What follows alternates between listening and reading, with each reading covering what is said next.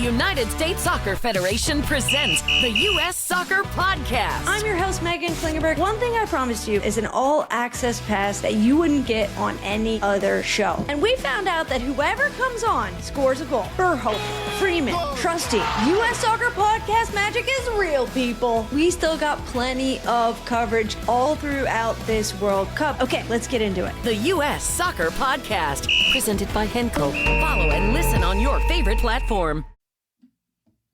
12 o'clock, lunchtime here on Three Man Front. Hope everyone is doing well. Landry and Pat, Conrad and Molly. Charlie Potter talking Alabama. Coming up momentarily, Nathan King will talk Auburn at 12:30. Right now, very active Jocks text line. We asked the question of you. With all the conversation about jersey patches, corporate jersey patches for the upcoming college football season, we've already seen the Big 12 enter a partnership with Monster Energy if the SEC were to do the same, asking who are some of those corporate partners that they could link arms with. A lot of great ideas. Keep them coming in. 205-834-9450 on the text line. Joining us now on the Higginbotham Hotline from BamaOnLine, part of the On3 network, Charlie Potter joins us here on Three Man Front. Charlie, I hope your summer's going well. I want to start with a pedestrian question about these sponsorship deals. I've not heard anything that if Alabama is kicking the tires about a potential sponsor, I guess, on their jerseys. Have you heard anything of the sort, or you think Alabama would be open to that, or you think that jersey that's a non-starter? We're not doing that. Yeah, I mean, I see the traditional side of things, but just the way that college athletics is evolving and the direction it's heading, it feels more like an inevitability for everybody. I think with Alabama and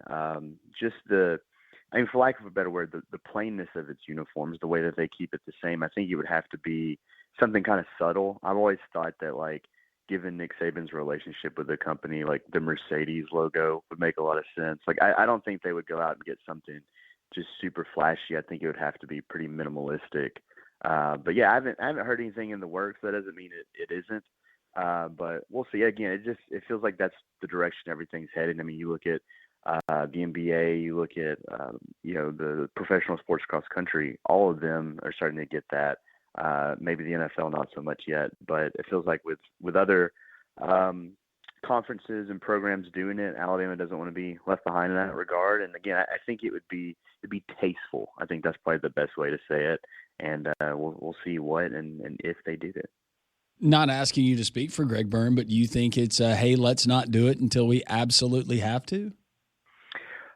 Maybe, because it is such a, I mean, like, I think a lot of fans would like to see the white helmets. That's always a popular debate, but like they stick to their guns with the uniforms. Even whenever it was several years back when they Nike did like the combat uniforms, Alabama's was just sort of slightly tweaked a little bit to I guess meet Nike's needs or whatever they were doing with a bunch of teams rolling those out. So they don't really tweak the uniforms much.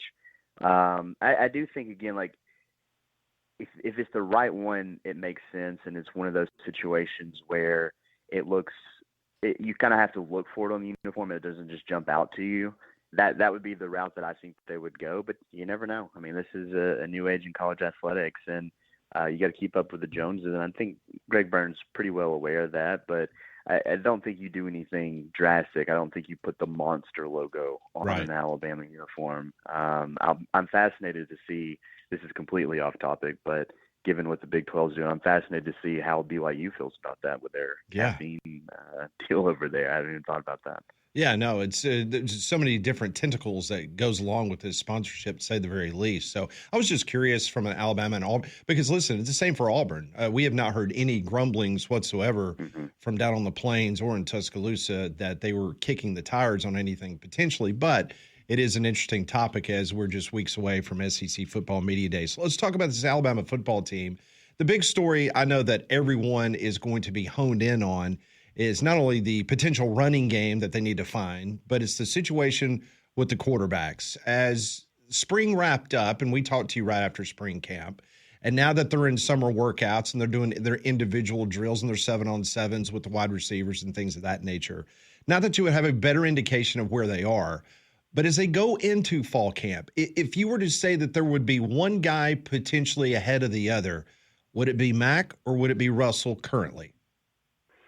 I'd still give like the slight edge to Mac just because he's been in the program for 4 years, the offensive system at least for 4 years. But I think what we saw from Keelan Russell at the end of the spring, we know that Mac had like a minor injury that last week. He didn't really finish out the 8-day scrimmage, and I think Keelan got like 9 drives to 5 or 4 for Mac. It's a situation where I think Keelan Russell really took advantage of those opportunities. And look, he's supremely talented, and I think he's eventually going to get on the field. But it wouldn't shock me to see game one, the older guy getting the start. I do think, though, that this fall camp is very important coming up, and I think they do want to aim for that second scrimmage, which is about like 2 weeks away from the season opener, to name a starter. But I don't necessarily know how they feel about, like, once they name a starter, he's the guy. That was the case with Jalen 2 years ago. It was the case with Ty last year. They named the starter, and that was basically the guy for the season because we know Alabama names its captains before the season now. But I think it's a situation where this is a legit quarterback competition. I think Keelan Russell's made this very interesting. And look, I talked to a guy that's trained him since the 9th grade, Brad Frazier, at Old School Quarterbacks last week, and posted a story on it this week. And I know that trainers never have anything negative to say about the guys they're working with. That's a 100% hit rate just in terms of positivity.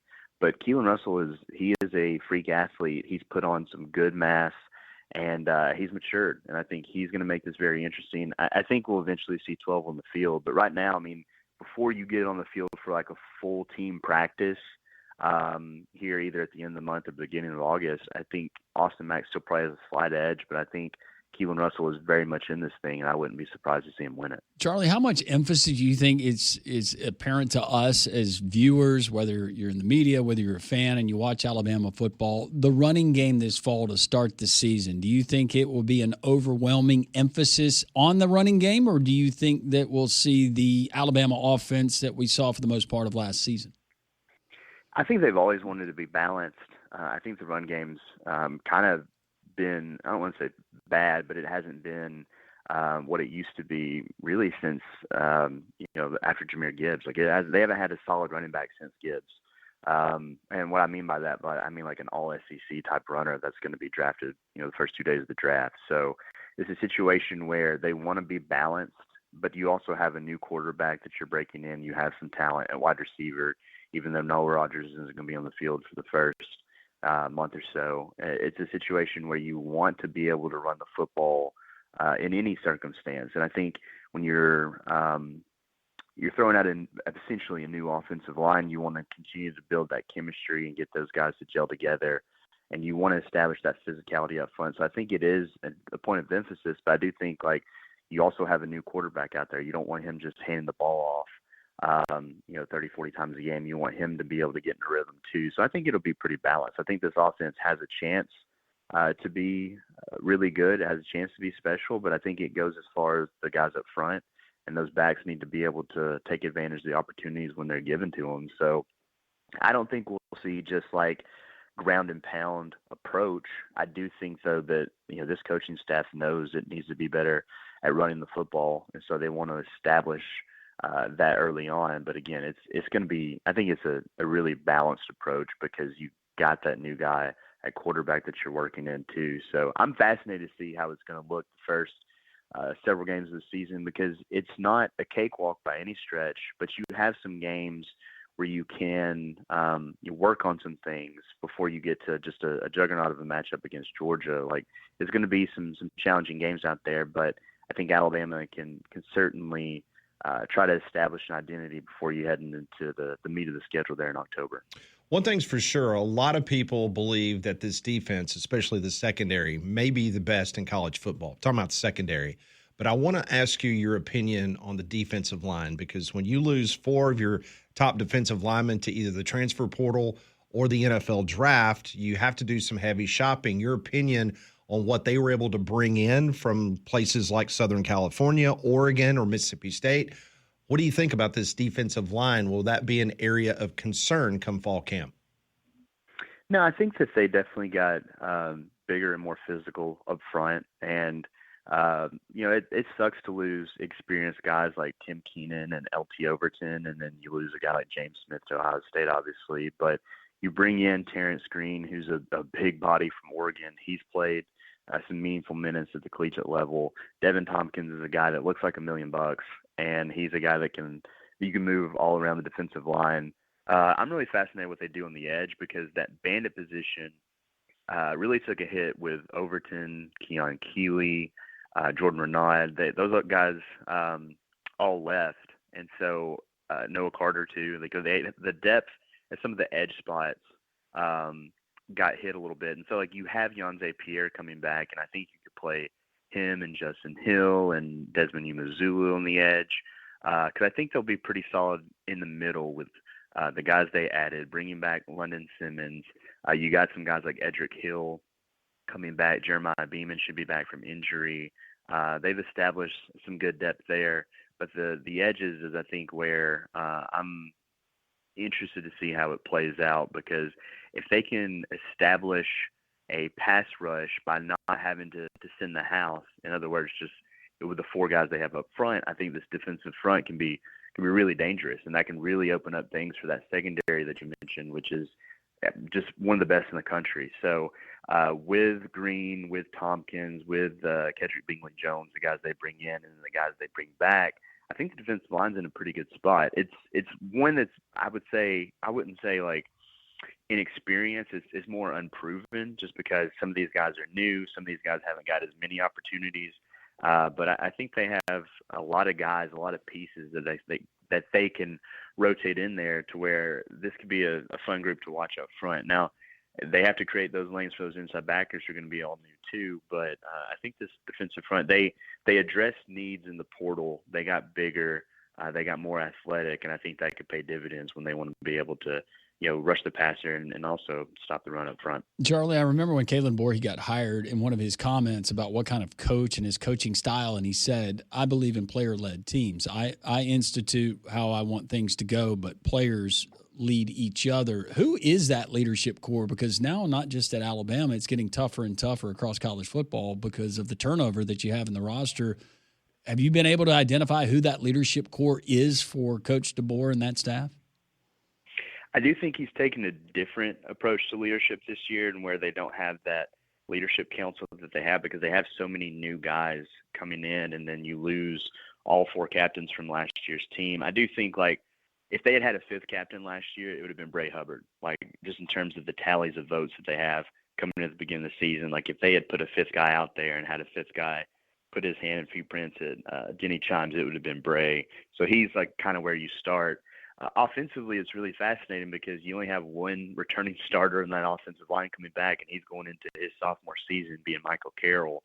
I think it'll be interesting to see who kind of emerges there in terms of the voice and the anchor, because Parker Brailsford and Caden Proctor and some of those seniors are all gone. Quarterback obviously is one on the offensive side of the ball that steps into that leadership role. But I think Ryan Williams is someone that they need to step up as a leader, and I think he has this offseason. Defensively, you got Bray, you got Xavier Brown, you got Yonze Pierre. I think some of these transfers, one thing that Kalen DeBoer really talked about throughout the offseason in terms of the guys they brought in, like Caleb Woodson, Tompkins, Green, Umazulu, they're like captain-type players. So they've not only come in and made an impact on the field, but they've been voices off of it too. So I think trying to figure out who is going to be the captains is kind of a difficult task. I think they have probably a pool of 8 to 10 or more players that could do it. But I think Bray Hubbard, it starts with him. And then I think other guys have to continue to find their voices this offseason. And that's something